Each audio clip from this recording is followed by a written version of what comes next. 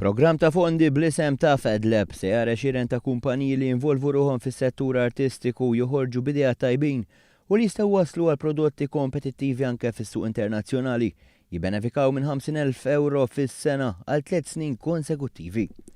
Font li tniedam il-Ministeru għall-Arti u l-Kultura, il-Malta Enterprise, u kien ikkonsultat mal-Kunsill Malti għall-Arti li tafeżat x'inhuma l-bżonnijiet ta' dawn il-kumpaniji. F'konferenza tal-aħbarijiet ingħad li s-settur artistiku jħaddem ma' 13,000 persuna li jfisser 6% tal-impjiegi f'Malta. Għaldaqstant dan il-programm se jkun qed jagħti imbuttatura importanti għal dan il-qasam, kif spjega d-direttura l-Istrateġija tal-Kunsill Malti għall-Arti Tony Attard.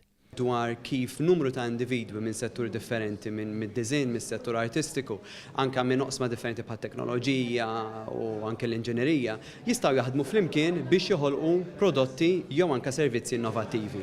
U l-idea hija finalment l-istedina tagħna lis-setturi kollha kulturali kreattivi hija l-ewwel l-idea illi iktar kemm in-nies jaħdmu flimkien, iktar kemm jistgħu jiggarantixxu s-suċċess għalihom u għas-settur tagħhom.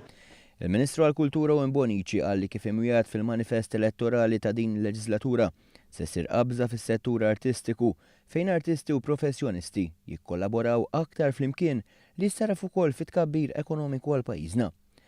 Għaldaqstant dan il-programm ser jaqgħad forum differenti ta' għajnuniet li hemm bżonn biex din l-industrija tissaħħaħ.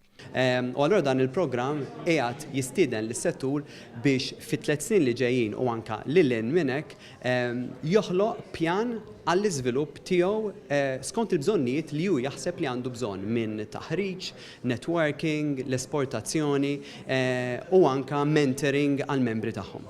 Għalhekk dan se jkun pass ieħor favur il-ħidma ta' dan il-gvern sabiex lil dawk l-artisti li jixtiequ jagħmlu karriera mit-talenti tagħhom nofrulhom aktar riżorsi li fl-aħħar mill-aħħar se jgawdi minnu il-pajjiż kollu.